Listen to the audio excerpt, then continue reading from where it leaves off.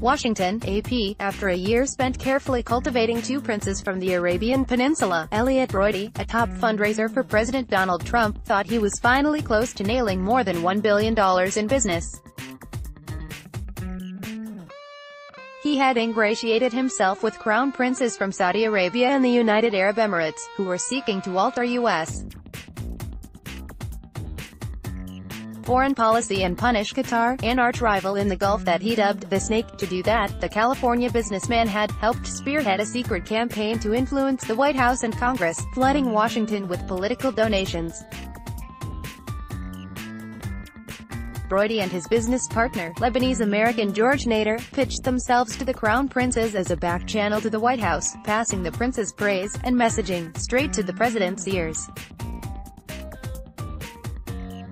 Now, in December 2017, Broidy was ready to be rewarded for all his hard work. It was time to cash in. In return for pushing anti-Qatar policies at the highest levels of America's government, Broidy and Nader expected huge consulting contracts from Saudi Arabia and the UAE, according to an Associated Press investigation based on interviews with more than 24 people and hundreds of pages of leaked emails between the two men. Emails reviewed by the AP included work summaries and contracting documents and proposals. The AP has previously reported that Broidy and Nader sought to get an anti-Qatar bill through Congress while obscuring the source of the money behind their influence campaign. A new cache of emails obtained by the AP reveals an ambitious, secretive lobbying effort to isolate Qatar and undermine the Pentagon's long-standing relationship with the Gulf country.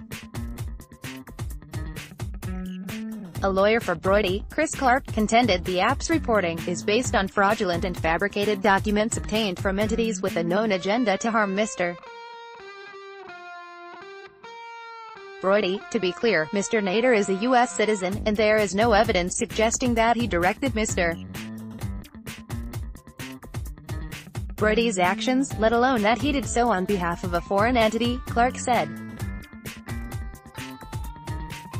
The AP conducted an exhaustive review of the emails and documents, checking their content with dozens of sources, and determined that they tracked closely with real events, including efforts to cultivate the princes and lobby Congress and the White House. The cache also reveals a previously unreported meeting with the president and provides the most detailed account yet of the work of two Washington insiders who have been entangled in the turmoil surrounding the two criminal investigations closest to Trump.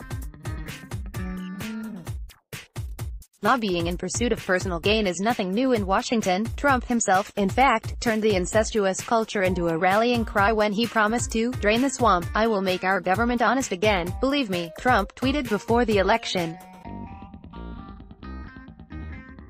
"But first, I'm going to have to policy in the Middle East and reap a fortune for himself," shows that one of the president's top money men found the swamp as navigable as ever with Trump in office. Nader's lawyer, Catherine Ruemmler, declined comment. A senior Saudi official confirmed that the government had discussions with Nader but said it had signed no contracts with either Nader or Broidy. Neither Broidy nor Nader registered with the U.S. government under the Foreign Agents Registration Act, a law intended to make lobbyists working for foreign governments disclose their ties and certain political activities. The law requires people to register even if they are not paid but merely directed by foreign interests with political tasks in mind. Violating the federal law carries a maximum $10,000 fine or up to 5 years in prison. Broidy has maintained he was not required to register because his anti-Qatar campaign was not directed by a foreign client and came entirely at his own initiative. But documents show the lobbying was intertwined with the pursuit of contracts from the very start, and involved specific political tasks carried out for the crown princes, whose countries are listed as the clients for the lobbying campaign in a spreadsheet from Broidy's company, Cersness LLC. "I have represented Mr. Broidy for many years. He He has complied with all relevant laws, including FARA, Clark, Broidy's attorney, said in a statement to the AP. Summaries written by Broidy of 2 meetings he had with Trump, one of which has not been disclosed before, report that he was passing messages to the president from the 2 princes and that he told Trump he was seeking business with them.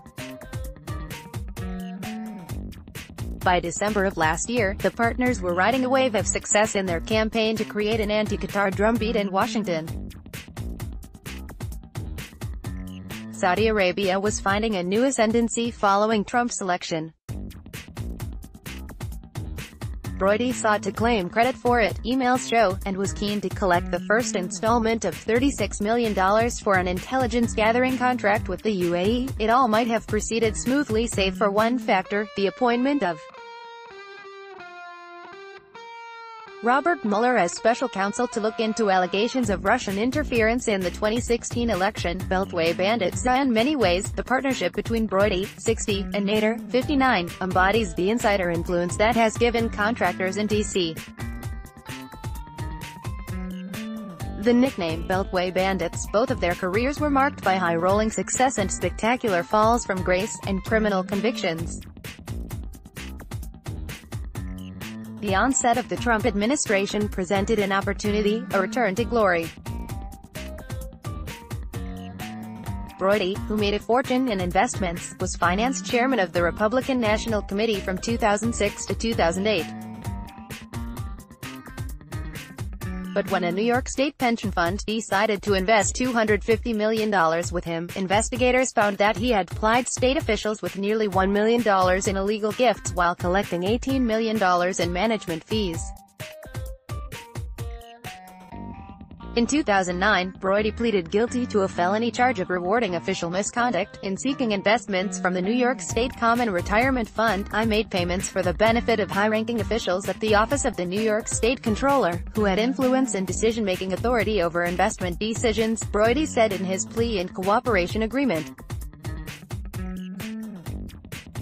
Andrew Cuomo, then New York Attorney General, called it an old-fashioned payoff. This is effectively bribery of state officials, and not just one, said Cuomo, who is now New York's governor. 3 years later, Broidy's conviction was knocked down to a misdemeanor after he agreed to cooperate with prosecutors and pay back the $18 million to the state. Nader's problem was pedophilia. As a young Lebanese immigrant to the U.S. in the 1980s, he quickly established himself as a forceful independent operator, founding a policy magazine called Middle East Insight. By the 90s, he had risen as a behind-the-scenes player, setting up dinners for Israeli and Arab dignitaries with Washington power brokers and U.S. lawmakers. But in May 2003, Nader was convicted in the Czech Republic of 10 counts of sexually abusing minors and sentenced to a 1-year prison term, the AP revealed in March. He served his time in Prague, according to Czech authorities, then was expelled from the country. That sordid past was no obstacle as Nader cultivated a formidable list of high-powered contacts. After the 2003 Iraq War ended, he re-emerged there, as contractors were making a fortune helping the U.S. coalition in the post-Saddam Hussein government rebuild the country and arm its military. Nader worked with a private military contractor from the U.S., Eric Prince, whose former company, Blackwater, became infamous after a shootout in Baghdad in 2007 left 14 civilians dead. Nader has been living in the UAE, working as an advisor to Sheikh Mohammed bin Zayed Al Nahyan, the Abu Dhabi crown prince known as MBZ. It was Nader's connection to MBZ and Eric Prince that eventually caught the attention of U.S. investigators in the Russia probe. Mueller's team was interested in 2 meetings that took place before Donald Trump's inauguration. One was in the Seychelles, a tropical archipelago in the Indian Ocean, which drew scrutiny because it included Prince, an informal advisor to Trump, and Russian investor Kirill Dmitriev, who has close ties to Russian President Vladimir Putin. The meeting has prompted questions about whether it was an attempt to establish a backchannel between Russia and the incoming Trump administration. The other meeting was at Trump Tower in New York. Nader and MBZ were at both, a terrific, magnificent meeting just weeks after those meetings. Broidy and Nader met for the first time, during Trump's inauguration. The two men were soon working out their budding partnership. Nader sent Broidy his private email address on the encrypted Proton mail service. From the start, the men had a two-track mission, to carry out a campaign against Qatar that would curry favor with the princes, and to then turn that success into millions of dollars in defense deals, documents show. The two men barely knew each other. But Broidy had the ear of the president. Nader claimed he had the crown princes, on Feb. 7, 2017, Broidy wrote to a staffer for the chairman of the House Foreign Affairs Committee about a bill aimed at sanctioning Qatar for alleged support of terrorist groups, part of what Nader called hammering Qatar, emails show. The next day, Broidy forwarded Nader questions about a potential contract with Saudi Arabia to train Arab troops to fight in the escalating war in Yemen. The 3-year civil war there has left thousands of civilians dead, millions displaced from their homes, and put the entire country on the cusp of famine in what is now the largest humanitarian crisis in the world. The war has drawn in myriad combatants, including a coalition led by Saudi Arabia and the UAE, and backed by the US. Broidy and Nader proposed multiple plans to the princes for more than $1 billion of work. One pitch was to help create an all-Muslim fighting force of 5,000 troops. A second was aimed at helping the UAE gather intelligence. A third would strengthen Saudi maritime and border security. Still another was related to setting up counter-terrorism centers in Saudi Arabia. In a note to Broidy, Nader said the princes were very happy with the proposed contracts, particularly the Crown Prince of Abu Dhabi. But first, emails show, they had to focus on the lobbying campaign. They proposed a budget upward of $12 million to expose and penalize Qatar and get the U.S. to pressure it to aid in coercive action against Iran, according to a March 2017 document. The gist of their plan was to show evidence that Qatar was too close to Iran and supported Islamist groups, including the Muslim Brotherhood.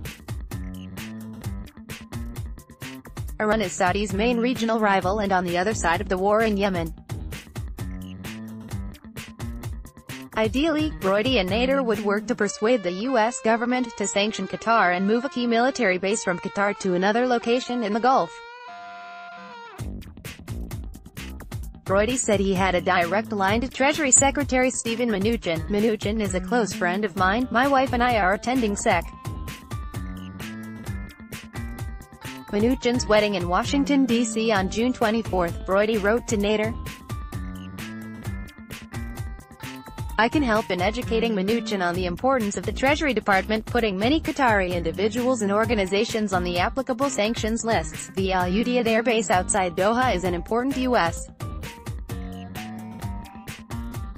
military asset in the Middle East. It's the forward operating base for U.S. Central Command, and hosts some 10,000 U.S. troops, a geopolitical arrangement that Qatar's Gulf rivals would like to change. Amid the fissures in the Gulf, the base is key leverage for Qatar to maintain influence in Washington.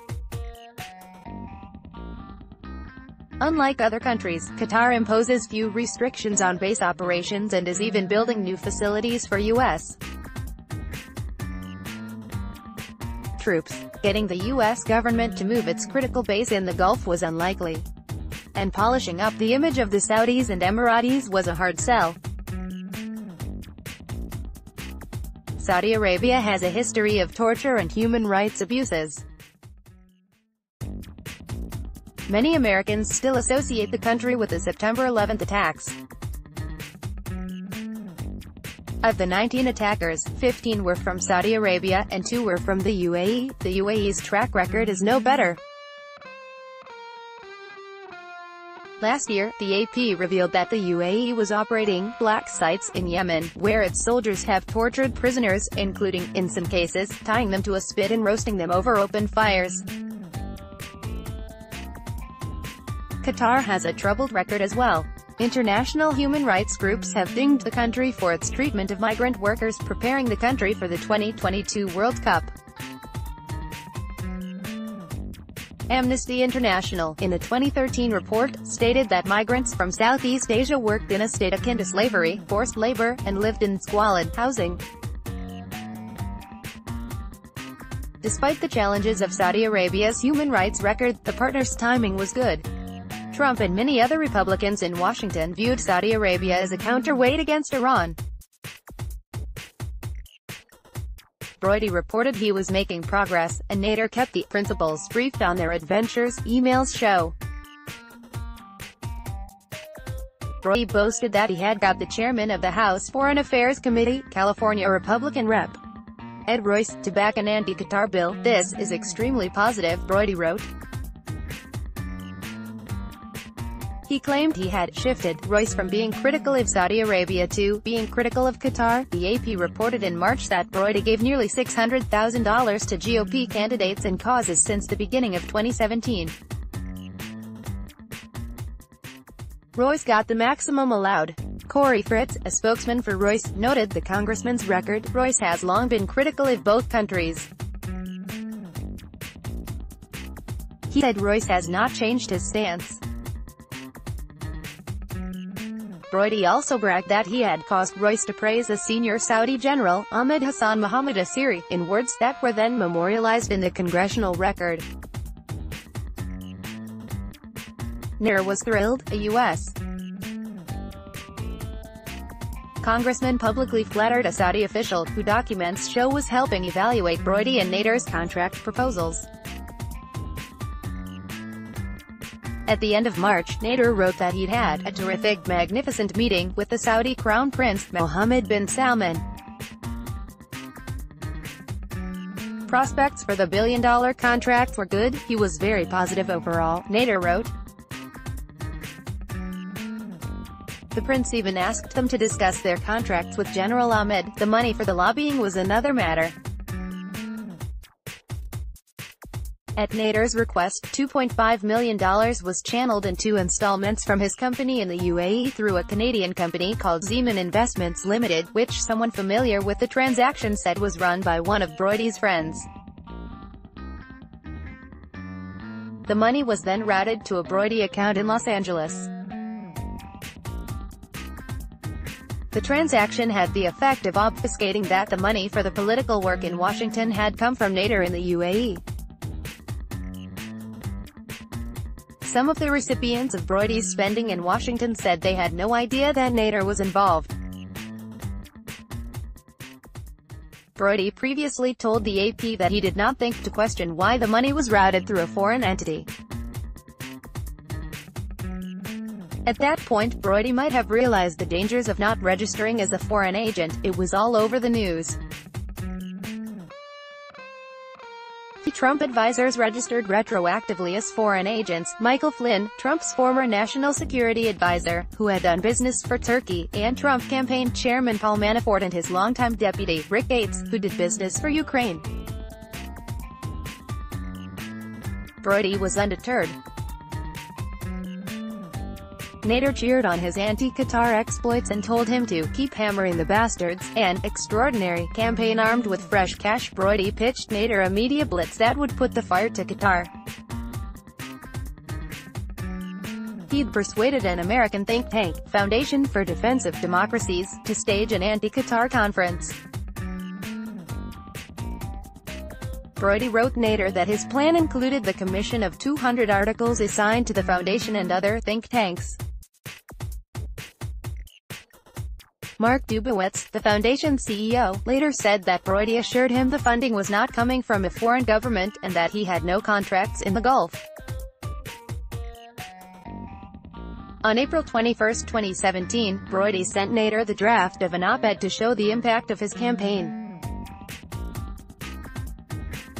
It was marked confidential. 3 days later, The Two Faces of Qatar, a dubious Mideast ally, was published in the Wall Street Journal.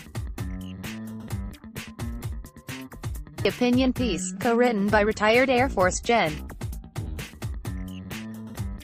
Charles Wald, who had been the deputy head of U.S. European Command, called for moving U.S. military assets from the Elliott Air Base in Qatar. The United Arab Emirates would be a logical destination, wrote Wald. What readers did not know was that Wald was listed in company documents as a member of Broidy's Cercinus team that was pitching contracts in Saudi Arabia. Asked why he had not made his conflict clear in the op-ed piece, Wald denied he had ever worked for Broidy. "I was not part of the team, period," Wald wrote. I can't speak for his documentation. A person familiar with the arrangement, who spoke on condition of anonymity because he was not authorized to speak on the record, said that Wald consulted with Broidy, but could not join a trip to pitch the contract in Saudi Arabia because of a scheduling conflict. Broidy's leaked emails refer to Wald's involvement almost 4 dozen times. The Foundation for Defense of Democracy's conference was set for May 23 at the Fairmont Hotel in Washington. In a Cercinus progress report from Broidy to Nader, Saudi Arabia and the UAE are listed as the clients. Maj. Gen. Assyria as a consultant, and Broidy and Nader are leader, liaison, raising questions about Broidy's contention to the AP that he was not working for a foreign government. The conference also set off a flurry of more anti-Qatar stories in mainstream media, which Broidy catalogued for the Crown Princes. The partners were jubilant when Trump made his first foreign trip not to his allies in Europe, but to Saudi Arabia. 2 weeks later, in a major escalation of tensions, the UAE, Saudi Arabia and regional allies launched a travel and trade embargo against Qatar. It was hard to tell whose side the U.S. government was on. One day after the UAE and Saudi Arabia began their blockade, Trump sent a series of tweets signaling support for the two countries' actions and embracing an anti-Qatar stance. He said his recent visit to Saudi Arabia was already paying off. They said they would take a hard line on funding extremism, and all reference was pointing to Qatar. Perhaps this will be the beginning of the end to horror of terrorism. U.S. officials quickly tried to walk back Trump's comments, saying the U.S. was not taking sides in the dispute among its Gulf allies. A week later, on June 16, the Trump administration completed a $12 billion sale of F-15 fighter jets to Qatar that had been approved earlier by Congress. The move was at odds with the president's rhetoric on Qatar, but it paled in comparison with the $110 billion in arms deals with Saudi Arabia that Trump had previously announced. Nader Vader. In late September, Broidy arranged for the most coveted meeting for any lobbyist in Washington, an audience for himself with the president in the Oval Office. In advance of the meeting, Nader wrote Broidy a script, an email shows. There were several objectives: to sell the idea for a Muslim fighting force, to keep the president from intervening on Qatar, and to arrange a discreet meeting between Trump and the Crown Prince of Abu Dhabi. The princes are counting on you to relate it blunt and straight, Nader wrote. Nader told Broidy the meeting was potentially historic and to take advantage of this priceless asset, and there was one more thing. Nader asked Broidy to tell the president about his connections with the Crown Princes, using codenames for all three. Appreciate how you would make sure to bring up my role to chairman, Nader emailed. How I work closely with two big friends, after the October 6 meeting, Broidy reported back to Nader that he had passed along the messages and had urged the president to stay out of the dispute with Qatar. He also said he explained Sirsena's plan to build a Muslim fighting force. President Trump was extremely enthusiastic, he wrote.